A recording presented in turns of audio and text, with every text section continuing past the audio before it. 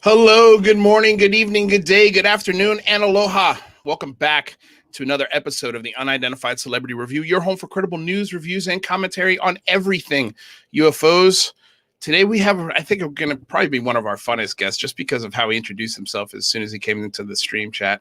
I think we said maybe we first of all, we started serenading each other. So anytime you start with a serenade on a guest, that's always a wonderful thing. So from the Debrief Podcast and YouTube channel, from Calamity and Cocktails YouTube channel and podcast, Mr. Mike Mataluni. Hello, my good sir. What up? What's happening? I'm good, man. I'm so excited to be here. When we first hopped on, I was just ready to start. Like I was about to pull the guitar off the rack and just start jamming. Man, if I knew how to play an instrument, I would have done the same. I would have done the exact same. I would have just been like the old air sax. I think is what I would have gone with. Well, welcome to the show, man. Thank you, brother. Boy, oh boy. Okay, so I'm so happy you're here. I was just like, I started, obviously, I've been a big fan of the Debrief ever since it came out. And I was saying to myself, I'm like, man, how come these guys don't have a YouTube channel? Why is there no damn podcast? Like, sure, articles are great, but good luck convincing people to read. You know, it's a tough ask. It's a big ask to get people to read in 2021. But I think you guys managed to do it pretty well. Thanks, man. But, yeah, we got a podcast. We got a YouTube channel. So tell me quickly, first of all, I mean, how did you get into that chair and in front of that microphone? Before we get into the Debrief, I mean, like, I'm so scatterbrained. Sorry, I do this all the time. I cut people off all the time. I get very excited when people come on the show because I'm excited. Hey, bro, I got a new friend. To be here. New friend. Exactly. You know, so okay, so just give us the origin story. Go for it. Fire away. Origin story. Okay, so you know, it's horrifying the first time you get on the microphone. It is one of the most terrifying things in the world. Back in 2014, I wanted to launch a podcast. I was very much into personal development and like doing cool shit and like getting out of my comfort zone and doing something that mattered to me. And I was sick and tired of my restaurant job. I was a restaurant manager for years, and I was just Can I say? Yeah, go for it. I was just fucking over it. Yeah, I feel you, man. I'm also in the restaurant business right now. It was the last job I had, and I was so just disenfranchised by how that industry just chews people up and spits them out with zero regard to all the work they put in there. Yeah, and I was on the dark side, right? So I was a restaurant manager. So I was on the dark side. Now, you know, I worked my way up. I did dishwashing. I was a cook. I was a server. I was a bartender. I've done it all. But, you know, I eventually worked my way up, and I was making decent money, and I had a beautiful family at home, and everything was going decent. But I just was literally dying inside because I wasn't doing anything fun. I wasn't doing anything interesting. I wasn't doing anything I was passionate about. And I was just really frustrated. So I was like, you know what?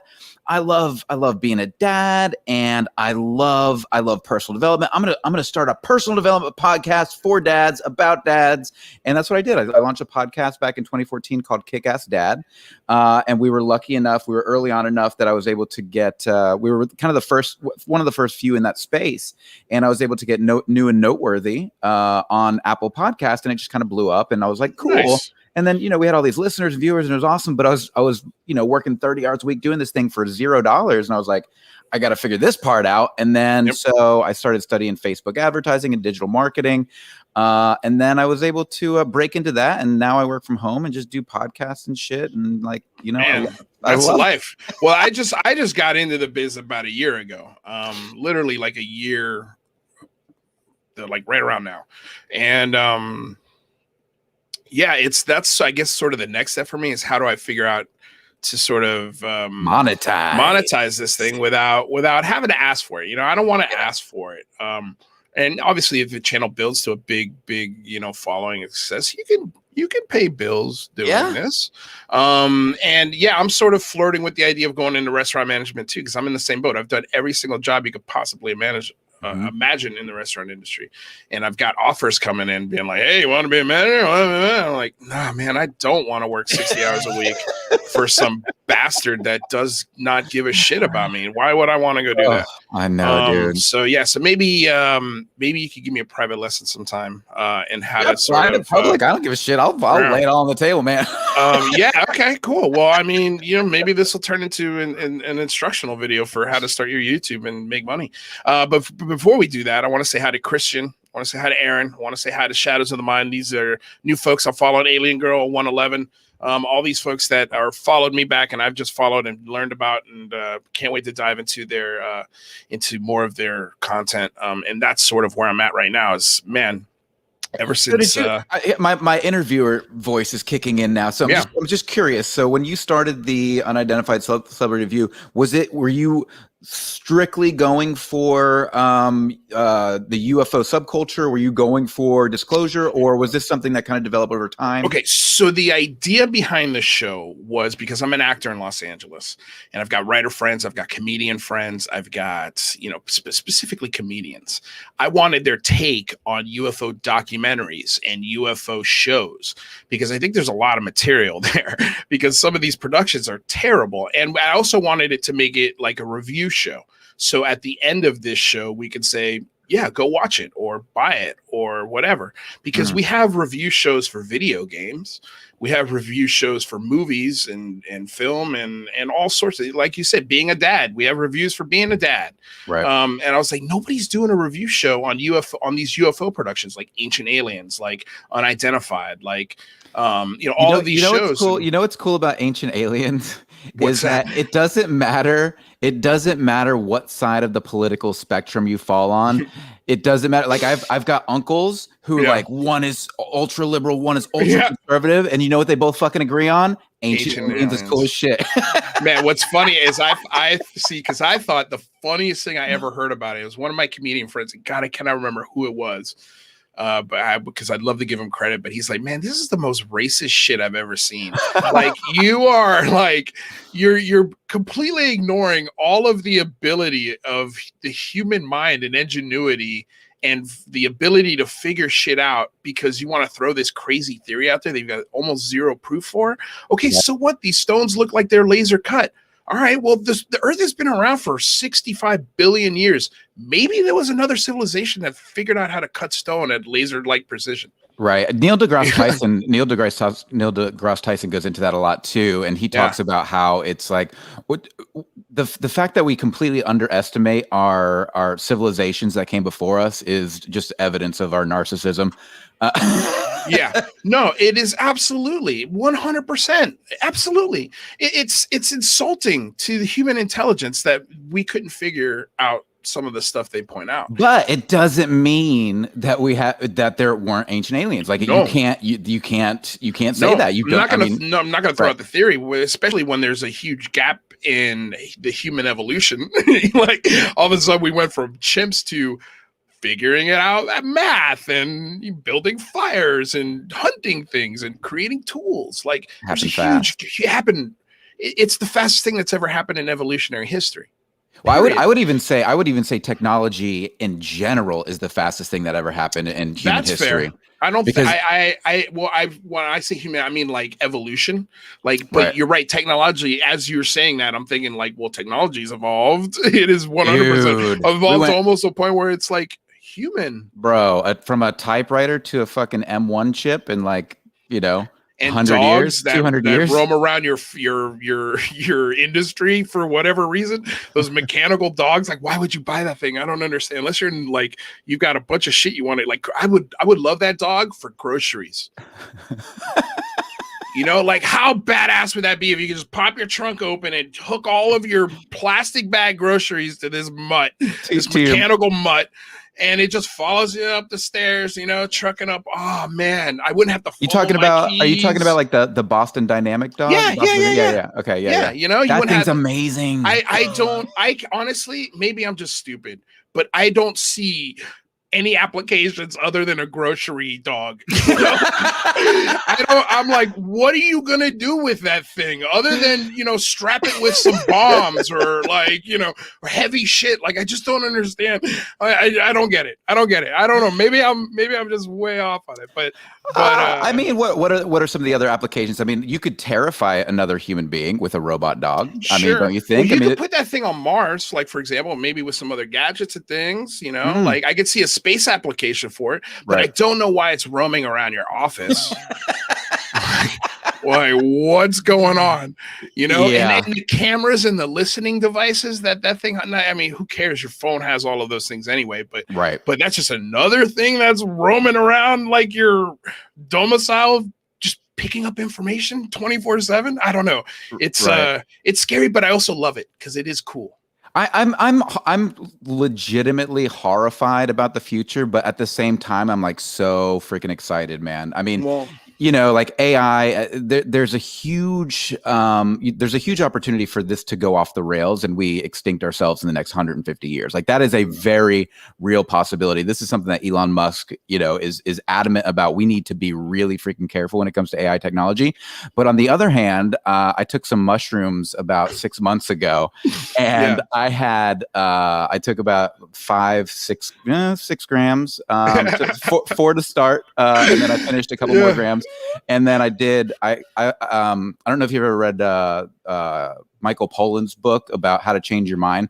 Anyway, he talks about the experiments that they're doing at Johns Hopkins University. And one of the doctors who's doing those experiments, he created a playlist, and so that was what I did when I took the mushrooms. I put the playlist on, and I just closed my eyes and went deep for about 7 hours. And my God, dude, all I could see, hear, think, feel, experience was the coming of the singularity. Like, that's all I could experience in my gut and my body. And it was like, there's going to be this computer god that is going to know everything. We're all going to be, dude, we're all going to be fucking linked into it.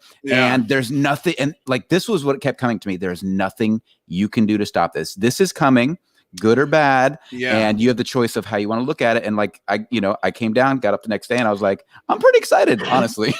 Well, is it going to be a singularity? Well, first of all, I was going to ask, do you think people in the 1900s were saying the same thing about the car?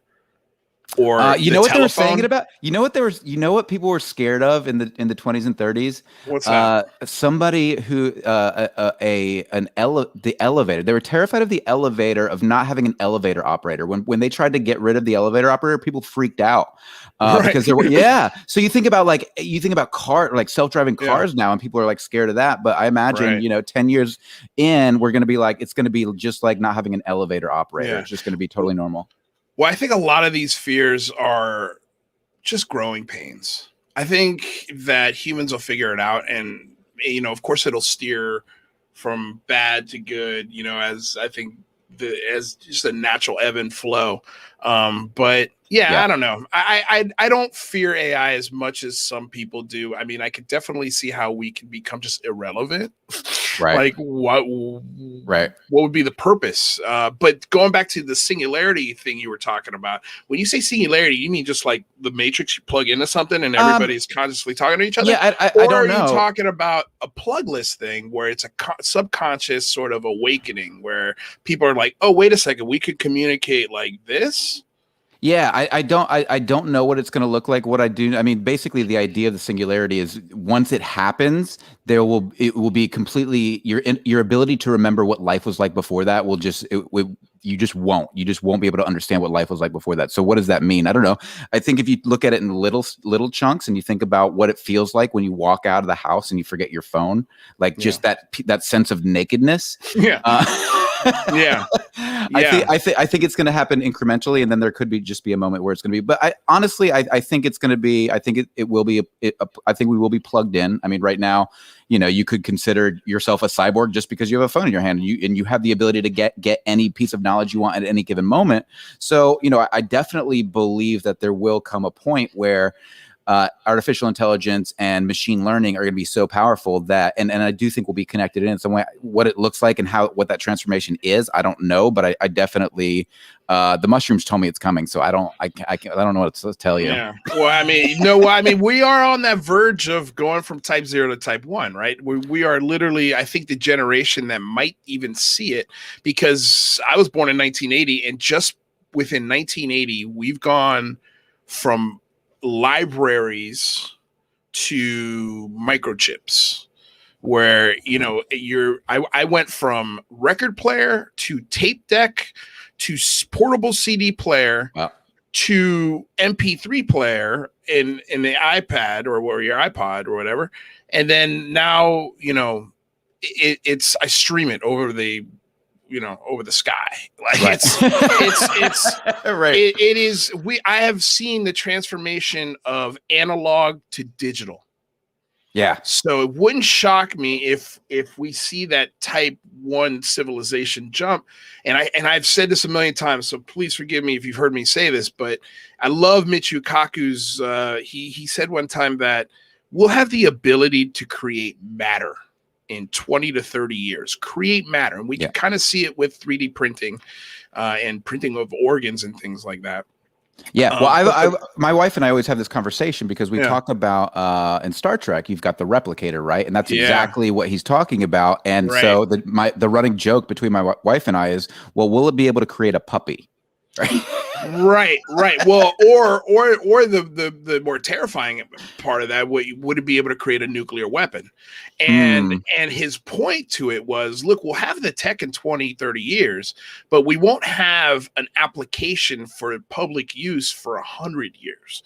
You know, like it's going to take a long time for us to perfect that technology before we can just sell it in a box on the shelf at Best Buy or Amazon. In 100 years, it'll be just like, you know, mind ordering or whatever, you know, and it pops on your door in a drone, and you pop it in the kitchen, and you know, cook yourself a puppy, or you cook yourself, you know, you cook yourself a football, or you cook yourself a 9mm, you know. Like it's and that's why he said it's like it could get really dicey if you just throw that into society. It can, but will you be able to hold it back? I mean, we live in an innovative capitalist society, so the idea that we'd be able to hold it back from the public is, I mean, the rich people are going to get it first, the military is going to get it first, and then everybody else is going to get it second. I mean, that's just how it works. That's how everything flows down. But I do think that a replicator is what we need in order to eliminate scarcity. You know, once we eliminate scarcity, then capitalism really goes away. I mean, there's no further reason for capitalism once you've eliminated scarcity. When you can easily create or replicate the things that every human being needs on a daily basis, and it's like immediate milk. And instant, like milk. Exactly. Or a puppy or whatever that thing is. Once we have that technology, then we can live that Star Trek life. And I think, you know, when you look at Star Trek and you look at that post-capitalist civilization, which they don't really go into as deeply as I would like for them to. Oh man, I would really love to dig into the philosophies of how that even works. Right. You know, like, because let's say you can make, you know, and I'm not saying horseshoes are going to be a thing in the future, but you're a guy who can you can bend iron to your will, you can blow glass or whatever, and a guy comes up to you and says, "Hey, you know, I'm going to give you this apartment because you could blow glass. Like, don't worry about groceries because you're glass." I don't know how the commerce would work, how trade would work. Why would people even talk to each other anymore? Like, if you could just replicate whatever the hell you wanted in your living room. I mean, that's my point. I think trade's gone. I don't think you need trade anymore. And so the question is, what do human beings do? How does the human spirit thrive after in a post-scarcity environment? Well, good luck explaining to Elon Musk, hey, your Bitcoin and your $1 trillion, it doesn't mean anything anymore. Oh yeah, well, we're all on an even playing field. How people are going to lose their shit? Well, why would people innovate anymore if they can't profit off of it? Right. And the question really is the human spirit, is the creativity of the human spirit guided by pure incentive-based models alone, or are we also guided by an intrinsic creativity that gives us a reason? And so I don't know the answer to that question. I think it's both. I think incentivization is critical to the human mind, but incentives can mean lots of things. And so you don't necessarily just need money to be incentivized. I'm incentivized if I don't need money, if I don't need anything else, but I get the joy of somebody appreciating a song that I wrote or something, that I created. Like, that's an incentive. So there are incentive-based models. And I was talking to Avi Loeb the other day about Elon Musk and how Elon puts everything through the prism of not just money. Like, he's an engineer at heart. Like, he believes in, engineering, and he believes in engineering. He believes in innovation. I think he would do that regardless of money or not. But I do think that everything in his mind goes through the prism of how do we colonize the solar system and how do we get to Mars. But that being said, at the end of the day, is Elon Musk the guy we want making our ethical and philosophical decisions for us? I think no. Avi thinks no. I don't trust that dude. I think he's brilliant, and I respect the shit out of him, and I own Tesla stocks, and I have but at the end of the day, like, I don't trust that guy as far as I can throw him from a philosophical and ethical standpoint. Well, but what makes you not true? What is it specifically that that maybe he's done, or that he's that is giving you that vibe of, I don't trust this guy? I think his intelligence is such that he believes he's truly smarter than people. And so I think he wouldn't, I don't think he likes to do anything by committee, right? So and it's important, if you want to come up with the best application or the best decision philosophically for a society, you need to understand so many different perspectives. And his perspective is so focused and laser-like and minute that it allows for incredible innovation and incredible feats of engineering and a proclivity for entrepreneurship, but it doesn't allow for that really broad outlook when it comes to what are the potential consequences for the entire human race versus what his specific focus and goals are, because he is so laser focused. Well, let me play devil's advocate a little bit, because I always love comparing things to sports analogies. He is at the top. He is at the 0.01% of intelligence on the planet, probably. I think that's fair to say. Just like Michael Jordan is at the 0.01% of the best basketball players in the world. And do you think Michael Jordan did, a democratic vote anytime he wanted to run an offense or run the team a certain way? No, but I wouldn't trust him to colonize the solar system. That's my point, is that he is brilliant at what he does, but the dude's got a gambling problem, right? So do you think the federal government's gonna just allow him to make laws in space? I don't fucking know, bro. And the question, because it's such a new frontier, and the human species are such that we are, specifically the European cultures, we're colonizers to the detriment of others, and we don't think about those who do not have our own interests in mind. And so it's very dangerous to let a single guy do that. But to your point, no, I don't think the American government or most Western governments have the capability to do it well either. So the question, I would say, sorry to cut you off again. I tend to do that a lot, but I just like to fucking go back and forth here. But I can tell you this: I'm not going to trust Michael Jordan to do my taxes, but I will trust Michael Jordan to win me an NBA championship. Yes, I do trust Elon Musk to do what he said he's going to do, and that's get us to Mars. And I think I think it's just like how we colonized the west coast of America. It was a new frontier. A lot of people went out there and died. It was really risky, but the rewards are through the roof. I think it's a new gold rush. That the potential blowback of things that are the good things that are gonna come out of him getting there, whether or not he ends up writing laws on Mars. I mean, look, in my opinion, dude, I don't care what laws you write on Mars. They don't really affect me right now. And I think if humans are the ones writing laws on Mars, eventually it'll even itself out, just like humanity tends to do.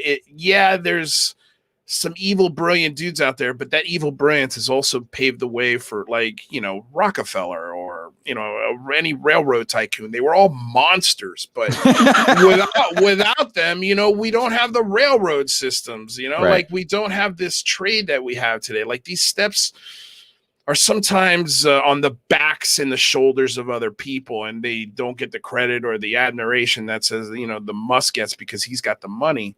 But you know, Musk made the agree. money, right? I don't want the guy making you know, philosophy laws or actual laws in space. I don't think he's going to get that far. Right. You know, I think it's going to be a lot harder than people think to fucking land. It I is. mean, hello, did you just see what happened the other day with the rocket trying to land itself? It exploded. You can bet your ass there's going to be, I promise you, I don't think the first 2 or 3 missions are even going to make it there. Yeah, no, I completely agree with you. And to your original point, who do I trust more to ultimately get us to Mars? Elon Musk. Like that's I completely agree with you. The question is, you know, how does society develop, and are we just going to allow the Rockefellers and the Musks and you know, those folks, are we going to allow them to, just because they have the technological and innovative brilliance to do so, doesn't mean they get to make all the rules. And so all I'm saying is that we need to make sure that we're holding these fucks accountable beyond what their brilliance is. Well, but it also goes back to George Carlin saying, you know, it's a very small club and you and I are not invited to it. You know, like I think these things are going to be done whether or not we call them out or try and hold their feet to the fire or not.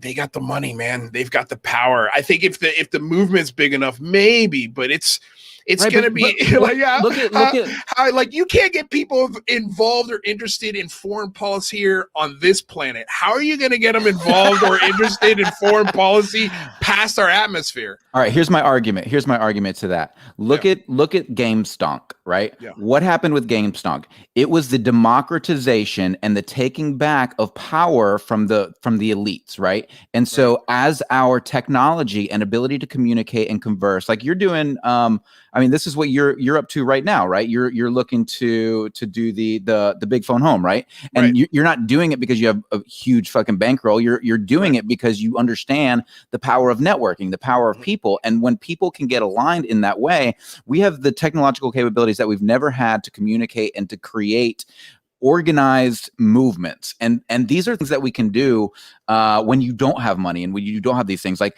you know, I literally, this is the whole purpose of what I'm creating here in my studio. Like I'm building the studio so I can get my voice out there, so I can connect with other people and network with other people, so that we can position ourselves when we have to do some big decision making, or when we need to get things done on a policy level or a level in which is beyond our individual control. We actually can. And so you're right. Back then, you know, Carlin was right, but I think the times are a-changing. I can't totally argue with that. I think you're right. I do have a fear, and I think I read somewhere you have a libertarian streak in you. I do have that fear that movements like that can get, and I've seen it happen. I've already seen it happen with, you know, if you're a libertarian, I've seen it happen with Ron Paul in 2008, where a movement completely got destroyed. And I've seen it happen with Bernie Sanders, where a movement got destroyed. Martin Luther King, Malcolm X. I mean, we can go on and on and on and on with how the media just targets and I'm just fascinated with the normal everyday American brain and how they watch CNN or MSNBC and go, oh yeah, that's fact, and then walk away and start talking about it as if they know foreign policy. It's just like, dude, come on, man. Like you're gonna have to scratch a little deeper than that. But like, that's right. Like the you know, the system didn't want Bernie Sanders, whether you agree with him, whether you didn't agree with him, the system did not want him. And they showed you that did not matter what you did. They were going to work all of their levers and pull all of their tricks to make sure that he wasn't on the ticket. And they did. I wish he just had a little more gumption in him. I wish we had Bernie Sanders maybe 30 years younger, and I don't think he would have put up with that shit. You know, and I going back to my point is I'm afraid that, you know, a game like a GameStop, going right back to that, or even this Dogecoin, like people start buying it and they stop it immediately. They stopped it illegally, by the way. Right. And nothing's happened. Right. Like we saw the greatest heist in the economic in human since we can start writing on walls. There's never been an economic crime greater than what happened in 2008. One person went to jail. Right. Yeah. No, I completely agree with you. The system is rigged. Everybody knows. But we're also being like, all right, guys, let's get together and try and get some information out of this system. Because we can. You're right. You're right. We absolutely can, and we can change the game. And you're right. Like when GameStop happened, and Robinhood shut down the site. That was absolute. That was a crime, in my opinion. And I hope the SEC investigates it. And I hope they pay the price for that. You're like, no, they're not gonna. No chance. I do understand. I do understand the need for stability, but you're right. I do have a libertarian streak in me, but I'm a lefty libertarian, so I don't. I'm the kind of libertarian that believes in my own personal liberty, but I also believe in kicking in for a social safety net. So that's just where I'm coming from politically. Well, I'm just at the point where I'm like, my biggest love of Ron Paul is his pointing of the budget for our foreign policy. It's like you could cut this by a third and provide all of those safety nets that people need and more forever. And it's not even, and we could afford it. And, I come from a Cuban family. I'm from Florida, so I know Florida, and I want to talk about Orlando a little bit. Oh yeah. But I've got a Cuban family, and they're very anti-socialist, very Catholic, and it's just like, well, you do realize you're praising a socialist, right? Like probably the most popular socialist to ever walk the earth. And if he lived today and he was on the presidential ticket, you would compare him to Fidel Castro and completely castrize him. And it's a mess. But I agree. The system is in place for us to at least make some noise and possibly get some information when we do. But I'm just afraid that, like the Arab Spring, when there was a real revolution happening, like a real revolution, the ability for Twitter to be like, no, this is inappropriate, we're shutting it off. Yeah. What happens then? Right. Right. And that's a very real concern. And we're seeing it. We're seeing the purging of right-wing media outlets. And, and what I say to that is the right wing needs to be to stop depending on like the nerdy lefty liberals that they beat up in high school and be smarter about it and build their own infrastructures. That's a joke, but it's fucking hilarious because it's like, didn't they kind of do that with Parler? I mean, isn't that kind of what Parler was? But they relied on Amazon servers, and Amazon is this, so as long as they're, they have these server, anyway, that's a joke, but the point is legitimate in that there is definitely a concern for censorship. There's definitely a concern for, people, big tech running things and keeping us from having the ability to communicate when we need to communicate and when the big things are changing. But that being said, I mean, it's people still have the ability to get out there and get their voice heard. Like Trump got canceled from Twitter, but he's back out. He's releasing press releases. He's getting press. Like fucking CNN won't stop talking about Trump. So because they have to. If not, their ratings are in the. I mean, they've been selling. This end of the world for the last 4 years, and now the end of the world's over. It hasn't come. It's almost like those 2012 nuts. Where they just screamed for years, 2012, it's over. We're get your build a hole, get your food, it's done.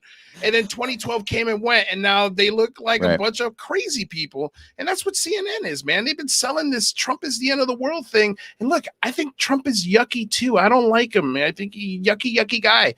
But God, dude, there are some things he did that were okay, and there's some things he did that were terrible. But it was more his personality. His personality is what disgusts his people. Twitter feed. If somebody would just be like, dude, give me the goddamn phone, and that's it. It's over. Right. I think it would have been a much different presentation, maybe.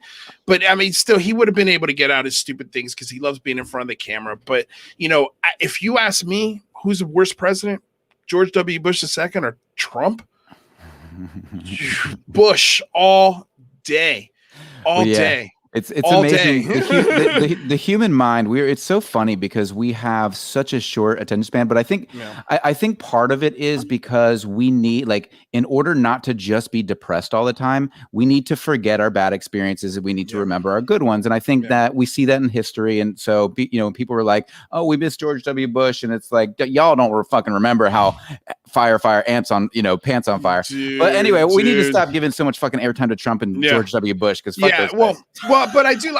Yeah, I know. Fuck both of them. I mean, fuck them all. As far as I'm concerned, they can all suck it. I'm pretty disappointed. And here's the thing. And here's how you know. What, I don't care what side you lean. Here's how you know the system's failing: is both sides are pissed. Yes. For the first 2 years, 3.5 years, the first one side was super pissed and very angst. And then for the last 6 or 7 months, the other side got fucking enraged to a point where they did a fucking, I don't even know. It's like almost like a sandbox version of an Inquisition or an uprising. It was just so silly. So sandbox version. So like it was so like, I love people, like, and I said this to Lou. Like, we come from Cuban families where real dictators kicked our families at gunpoint off their land. Don't come at me with this is a fascist state. Like, we are just so far away from that. But there are elements that are controlling our voices, and yeah, man, it's a can of worms, and I don't know what the right answer to it is. Well, there is no right. I mean, it's growing pains of tech, I think, and I think we'll get through it. Yeah, no, I think so too. And, I think it's important to remember, like, the political polarization is not something that's new to America, and it's not something that's new to the world. We've always had these struggles, and there is an important pendulum that swings back and forth. And, when we go too far into one direction or too far into the other, there will be a natural correction. And I think the technology that has exploded over the past several years in the social media is the reason we're seeing it so much more vividly now. But you're right. I think we need to unplug a little bit more. I think we need to get a little more creative. I mean, for me, like, I can only speak for myself, but I'm trying to not be as pulled in by the politics, but understand the underlying social issues that are the real concern. Yeah, right. Well, that's what's fueling the division. Is everybody's hurting in the same way. They're just they're pointing the finger at each other instead of pointing it up. And that's right. And that's the problem. Is we all need to start taking this aggression and pointing it up. Like, shit rolls downhill, not laterally. Like me yelling at another poor person is not going to solve the problems we have in our country, and vice versa, man. Like, the bottom line is most of us are pretty poor. Even if we're middle class, like, it's becoming harder and harder and harder. And instead of blaming the guy who's poorer than you, maybe blame the 1,600 billionaires that own 99% of it. Like, and also we got to start defining, like, just going back to the whole Star Trek economy, like, how many billions does one person need? Yeah. Like, at what point, like, how many islands are you going to buy? I can understand in a case of Musk where he's trying to literally change the entire human race with his actions, and his money is going toward that purpose. But, like, I look at, I don't know, I'm trying to think of, like, a billionaire who doesn't really do shit on his money. And I kind of think of, like, Jeff Bezos. I mean, yeah, sure, he's sort of getting into the space industry, but I don't think he's as aggressive or as innovative. I think he's just like, hey guys, I got the money, here, you do it. Whereas Musk is, like, in it. He's actively trying to do it. Well, and that's the difference between Musk and Bezos. Musk has always considered himself an engineer. He's a problem solver. That's what he's interested in. He's not interested in being the richest man in the world. And that's why I think he probably is the richest man in the world, because that's not his focus. His focus is on solving problems. And so I get that. And I appreciate that, about Musk. But, we're at this point now where we've got this, huge technological revolution happening all around us. And the question is, what do we do with it? And so that's why I like watch, with GameStonk and things like that. It's so cool because it's like, oh shit, like that was that could have been like the very first tip of the iceberg when it comes to what a collective can actually do and accomplish. Yeah. But to your point earlier about shit rolling downhill, like this is the oldest fucking trick in the book. Like this is the oldest political trick in the book. This happened right after slavery, when the slaves were emancipated. You know, the politicians taught the poor white people that the poor black people were worse than them, and this gave them hope, and that's why they voted for them. And so this is the game politics has been playing on us to polarize us for so long, and we're being duped every single day. No, it's interesting times, that is for sure. And you know, I think I think you're right. I think it'll figure itself out. You know, but again, it's like, man, maybe AI has a hand in that, you know, in sort of being able to decipher, okay, what's good information, and being able to sort of label it almost like cigarettes, where it's like, hey, you can consume this, but just know this could cause a wormhole of conspiracy theories and thought processes that don't work in the real world. Right. You know, so read with caution or share with caution, where it's like, you know, almost every single piece of information maybe has a tag like that, where it's like a warning label, you know, just hey, FYI. But again, going back to your libertarian things, it's like, well, who's the arbiter of that, you know, and who writes the AI? And it's a slippery slope, but hey, you know, we're not going to figure it out here. That's for damn sure. No, we're not. We're not. But it's fun to talk about, because I love getting into the philosophies of it, and sort of, you know, what all this stuff really means, and what tech and how humanity is going to be interacting with tech in the next 5, 10, 15, 20 years. Well, and that's one of the things that I'm so excited about working with the Debrief for, because, you know, I was talking to my wife about this the other night, and how critical it is, you know, from a journalistic standpoint, to be as ethical as possible. And so I'm doing soul search, like literal soul searching right now, going, okay, I want to be real careful about what I say and how I say it, because I want to, you know, my goal is not to trick anybody. Like, I want to give the best possible information, fact-based information with good analysis that allows somebody to think for themselves and make better decisions. And I think the more honest we are as journalists, the more honest we are as people who are sharing information online, the better analysis that we can do, we're going to be the people who have a better ability to spark the minds of those who can help solve problems. And I, you know, I'm an optimist, man. I really am. And so we can all get lost in the eddies and the pools of negativity. But I think that there is this huge opportunity right now with the tools and the technologies that we have available to create something really special. But we've got to dig into ourselves as human beings, as individuals, and make sure we're doing it for the right reasons. And don't get me wrong, I want to make money. I want to, you know, I want this to be my full-time job. I understand the power of SEO, search engine optimization. I understand the power of marketing and the influences of that. So there's no way any of us are ever going to have clean hands when it comes to our ability to attract attention and then deliver information. But I think the more honest we are with ourselves, and the more honest we are with each other, we'll do it in a better way, and we'll create something of far more value than, you know, just pure clickbaity or playing to the political left or the political right. Well, and I think maybe and so I don't even want to know if this is even considered political discussion, only maybe because we bashed one or two sides a little bit.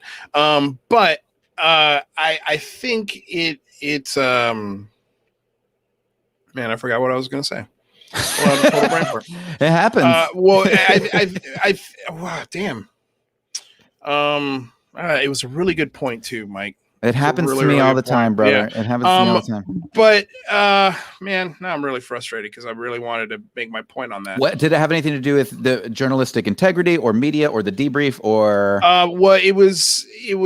Yes, see, I don't know. It's called a brain fart for a reason, man. It was definitely something that you had said, but I don't know what triggered it. Anyway, that's live streams. Welcome. Okay. Live stream. Well, to change gears, I guess a little bit, I did just watch your interview with Avi Loeb. Dude, I love that guy. It was such a cool interview. And I've been thinking about asking him on the show, but so many questions. I mean, like the thing that I loved the most, and I had it up, I forgot to, I guess I took it off, but whatever. It was his interview with the Scientific American. Oh yeah, I saw that. Yeah, it was like yesterday or the day before. Yeah, the author was such a dick, but I liked it for a couple of reasons. First, he asked some questions that I also had, primarily like what your colleagues think, like what are their arguments against you being wrong on this. And I thought he answered them incredibly well, and it gave me a really nice window into the mentality of everyday science and sort of how they look at things, and this snobby attitude with their pipe in their mouth. And they're like, well, prove it to me, Mr. Loeb, even though you're one of the smartest guys in the room. It's like, why are you being such a dick about this, dude? Like, this article was throwing so much shade at his intelligence. I was like, dude, what the fuck is this? But his answers were so just like, boom, boom. He was like dodging everything, jabbing and uppercutting. I was like, this is amazing. I wish I could hear the audio version of this article. One of my biggest questions for him was, well, like, what is that argument? And he put it eloquently. But I thought the one thing that you guys touched on, which I thought was interesting, was the idea of an anthill, of an extraterrestrial presence just avoiding us. Why would they be interested in us? Because we're so tiny. Yeah. And Neil deGrasse Tyson brings this up all the time. And my rebuttal to that, and you kind of touched on it, was, well, that kind of depends on what part of a human you are. Are you a 6-year-old kid with a magnifying glass looking for ants? Or are you a 40-year-old man on his way to work? Right. I was like, or did you just take 4 grams of psilocybin mushrooms? Right. Exactly. Which all could be happening at the same time. Right. And I thought that was such a cool rebuttal, because I think you're right, man. I don't know why nobody's ever hit Neil deGrasse with that back, because I would love to have that dude on this show, because I would love to ask him some, I think, tougher questions. And because we need Neil deGrasse Tyson to start talking and thinking like Avi Loeb. We need all of these scientists to not be so damn scared. Yeah, that's the biggest thing that disappoints me about Neil deGrasse Tyson, is it's almost like he's lost a lot of his curiosity. He used to be such a curious man, and now he knows everything, so there's nothing else to know. He's a celebrity. Because you know what? I think it's part of, like, anytime somebody sees him, they're all like, oh, you're the smartest guy in the world, or they introduce him as this god, and he's smart, dude. I respect his opinion tremendously. But he's and it's the same thing with our politicians. They're not celebrities, man. They're here to teach us things and lead us in some cases. Right. Like, let's stop treating them like celebrities and start holding their feet to the fire a little bit. And it's weird, because there's this weird double standard when it comes to somebody like Neil deGrasse Tyson, because he understands the value of the scientific method. And I think one of the things that people have really gotten lost on is what the scientific method is. And it's simple, and science is constantly changing. And you saw it with COVID, and people are like talking shit about Fauci because he changed his mind. It's like, you change your mind in science. It's the whole fucking point. That's the whole point. It's the whole point. I don't get it, dude. It's almost like, that's what I wanted to say. Even with all of this crazy shit that has happened in the division and all, there's never been a better time in history to be alive. Like, we have more medicines, we have more technology, we communicate better. Like, there is, and we're more depressed. Crime is down, and we're more depressed than ever. Like, I don't know if Twitter makes people depressed or if it's just a depressing place. But it is extraordinary how much depression is out there. And I'm not trying to call out I'm not trying to make fun of mental illness, but I'm serious, man. Like, we've got a big problem when it comes to people's ability to appreciate and have gratitude for the things that are in their lives. I mean, you look at 200 years ago, you look at 500 years ago, life was a constant struggle. Even like being poor in the United States, like, you can be overweight in the United States and be poor, right? And that's never happened in history until that's me. Right. You're talking to one. Right. And now, I mean, there are serious issues here, right? There's food deserts. There's so many things to talk about regarding this issue, but at the same time, we have it better than we've ever had it. And so this, but we have a lot more time on our hands to think, and we have a lot more people telling us what and how to think, and that's really dangerous. And my wife and I, we've homeschooled our children for quite a while, and part of the reason was because we wanted to teach them how to think, not what to think. Facts aren't important. You can get a fact. I always make this joke, like there are no bar fights anymore because there's nothing to argue about. Like, everyone knows that like you can just Google the facts. But you don't need to know facts. You need to know how to think critically. And that is a lost art, my dude. Yeah, well, no, that's what I try to do on my show. I mean, look, I'm not a researcher. I'm not even a college graduate. I'm just an actor dummy who likes UFOs, and loves talking about it and sort of applying my critical thinking skills to the topic because I am incredibly interested in it. I mean, there's critical thinking is so important. I'm talking about Bob Lazar on my show on Friday, and I'm going over an affidavit. I love that guy's story, man. Yeah, no, it's so damn fun, right? It's a fun story. I fucking believe him, dude. Do you? Because I don't believe him. Why would you what on earth would possess you to make all this up? Now I realize he's got a sordid past. I realize he's got issues. Well, man, he's got a real sordid past. And here's the thing I'll be talking about. And I don't know if you know this, okay, but Bob Lazar was a pimp. Like, I didn't know that. He ran a brothel. Right. Okay. He hired hookers. He took half of their money. Okay. He bought the apartments that they used. He put a door in between them so they could share the rooms. He put out the ads for these rooms. And he did this while he was working at a top secret facility in Area 51. That was the same time period? That's from my understanding. I thought it was after. He got arrested after it happened. Right. But this brothel was in operation for a couple of years, if I'm not mistaken. I could be wrong on this, but let's say I am wrong on it. Let's just say, would the federal government hire a fucking pimp? Well, but if you are wrong, then it happened after, so he wouldn't have been a pimp at the time. And so it's possible. You would think there was some sort of psychological test that would happen on a person like this who's going to work on alien back engineered craft, right? Like, you're going to do a psychological test on this person to make sure they don't leak the information you're about to show them. I'm assuming, right? So if you're the type of person who has the psychology and the mentality to be a pimp, an entrepreneur. I mean, look, I'm not trying to sex shame, right? That's not the purpose but pimps are douchebags. But I get your point. My point is that I don't think he's mentally stable to have been hired by Area 51.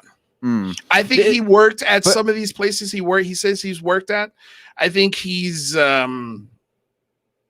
But what was his financial incentive for, like, even Avi Loeb is selling a book, right? He has a financial incentive to do what he's doing. I mean, that's just a reality, and you can't ignore that. But what was Bob Lazar's, why would Bob Lazar come out with that story? He didn't write a book. There was no financial incentive. I think it's either one of two reasons. Either A, he's a disinformation artist, like in the realm of a Richard Doty, where he's putting information out there to get people off of the track of real top secret U.S. information. Rather have people talking about aliens and spaceships in some secret hangar than actual U.S. military tech.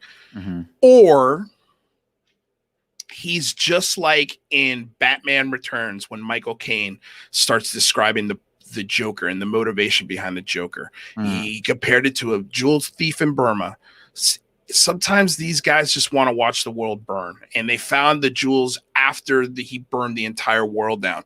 Like, he didn't do it for the jewels, he did it for the kicks, right? Like this idea, like, dude, right? But like, he was dragged kicking and screaming onto the Joe Rogan podcast. Like, he didn't want to do it. I mean, maybe that's bullshit. If you think that maybe that's a lie. I've seen a really great breakdown by a YouTube channel called The Behavior Panelist, and they are all ex-CIA government body language experts. There's 4 of them, and they went over every single piece of footage of Bob Lazar, and their conclusion from him was that there are elements to what he's saying is true, but the science, especially the science behind it and the way he presents the science, is just like, oh, okay, well, if this is fact, then that means all of the other scientific questions that you could possibly ask go out the window, because it's alien, because it's unexplainable, you know. And it's he really sets up the story so it's like so you can't explain it can sound super scientific, right, and it is, and there's some truth to it. But once you get to a certain point of that science, it's all bullshit from there.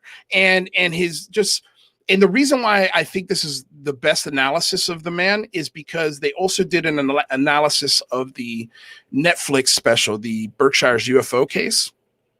That happened in Massachusetts, if I'm not mistaken, and they coming away from that story, and they also did a live lie detector test, body language test from one of the witnesses from that story, and they came away going, "Yeah, this person's telling the truth," right, or at least the story they're telling, they believe it. Right. Whereas with Bob, that's not the case. And they also go into this theory of well, his story's never changed. Dude, it's changed a lot, especially and that's okay. I don't think that's one thing you could point to, because memories change. I've had an experience, and it was almost 30 years ago. And, I know that the facts of that memory have changed because the human brain doesn't do that very well. Yeah. That's a really good point. And you're right. Because I remember, I was thinking, because I've had, me and my family, we've had a UFO experience, and I was trying to, before I came on the show, I was trying to think about it, remember it. And I'm picturing it in my brain, and I'm like, am I trying to fill in the blanks here in order to ensure that I have a story to tell? And I think I was. I'm like, oh no, it was like a triangle with 3 blue dots. And I'm like, was it? Or am I just fucking making that up? Because but I remember, we had the whole family. We were in Destin, Florida. It was my father, my uncle, my cousins. We were all on the back porch looking over the ocean, and there was just these extraordinary lights that would just appear, disappear, and just moving so fucking fast. And it very well could have been some sort of military thing, but it was definitely something. But I don't remember exactly what it looked like, and I found myself recreating it, painting the picture in my mind. Right. No, and I look, going back to just the tech, swarm drone tech that was publicly introduced in 2015, but man, that tells me the government might have had that tech for 20, 25 years, which means they've been flying swarms of drones in possibly highly populated areas, and the human brain will fill in the gaps of a shape that it sees in the sky. So if you have a triangle of drones with red lights, I could see how sort of Occam's razor is, oh my God, that's a craft. And drones moves. And in 2000, if you'd seen a swarm of drones, that would have been a UFO without a doubt. What do you think about David Fravor and his experience? What amazing. Unbelievable. The most amazing story. I buy it 100%. And I think the best interview I've seen of Fravor was on Lex Fridman's show. It was almost a 4-hour discussion, and the first 3 hours and 15 minutes was just all about David Fravor and how he became a fighter pilot and the steps that it took for him to get there. And then the last hour of it was about his sighting. And, when you preface all of this amazing story with all of this expertise, it's much easier to digest. If Bob Lazar's telling the truth, go on 60 Minutes. If Bob Lazar's telling the truth, go on Lex Fridman. Do a worldwide tour, even though you don't have a book to sell, even though, you don't have, look, dude, you're telling why? What would be his motivation? You explained 2 possible scenarios, two psychological scenarios as to why he would do that. But I think there's a third scenario, and I think the third scenario could be that this actually happened, and he's relaying it to the best of his memory, even though, and people this is one of the most polarizing things on UFO Twitter and in the UFO community is comparing the Bob Lazar story to the Fravor story, because people are like, Bob Lazar is a fucking lunatic. sick. You know, he's got a sordid past. His body language is this, that, or the other, whereas Fravor's got, you know, thousands of hours of flight experience and multiple people saw it at the same time. And there's a collective, you know, story about this. But, you know, at the same time, it wouldn't surprise me if there was this going on behind the scenes with the U.S. government for many, many years, and it was so compartmentalized. We know how compartmentalized the government is. Everything is need to know, and you know it's very, very possible. But you know, I'm not saying it's not possible. I absolutely think that this story could very well be true. It's a possibility. I just going further and further away from it the more and more I learn. For example, when I talk to Lou Elizondo and I talk about security clearances and what it takes to get those security clearances and what happens to you when you violate those security clearances. And I went over and I pointed out 7 examples of 7 whistleblowers within the United States and what happened to them. Yeah, I saw that. I watched that video. If Bob Lazar is telling the truth, he should be arrested. He should be in prison, and the arresting of him. So what if it confirms? I mean, look, I think the government. That's the point. No. If the government wanted to arrest him and shut him up because he's giving the most unbelievable secrets in U.S. history, in world history, okay, they would just point to something. They wouldn't say we're arresting him because of A, B, C, and D. We're arresting him because he violated his security oath, and that's all we're going to say. But why not just give him the rope for the noose? That's my point, is that you don't need to arrest Bob Lazar. Bob Lazar looks bad enough on his own. Like everything that surrounds Bob Lazar makes it look like he's lying. And, you know, who knows what could have been set up and put in the books and put in the files about Bob Lazar. You know, I think the timeline is important. You know, when was he a pimp? When did all this happen? I think when you do that story, I think it's really important that you look into like the exact timeline, because I'd really like to, like, I'll watch your video because I need to know. Yeah. No, well, I mean, you know, there was, I don't have his name in front of me right now, but he did a really wonderful interview with John Lear. And John Lear was talking about the day Bob Lazar interviewed at Area 51 at S4. The second he was done with the interview, he drove to John Lear's house and told him about it. Like, this is one of the highest security bases on the planet. The first thing you do is go to John Lear's house and tell him about your interview. Right. Like, come on, dude. Like, you don't do things like that. Another thing that was pointed out to me was when you talk to people that have this intelligence that he claims to have, the MIT and this and that, usually people in one way or another boast that by hanging degrees on the wall, by, you know, pictures of, you know, you doing your accomplishments. When people interview Lazar, none of those things are present in his home, or, you know, like it's a very strange vibe. And again, this is kind of why I think he's almost like a very sophisticated Richard Doty, where, because David Fravor believes Bob Lazar and I believe David Fravor. So, you know, like, look, and I say all the time on here, and this is for everyone in the chat, it's okay to be wrong on UFOs. It's okay to be wrong.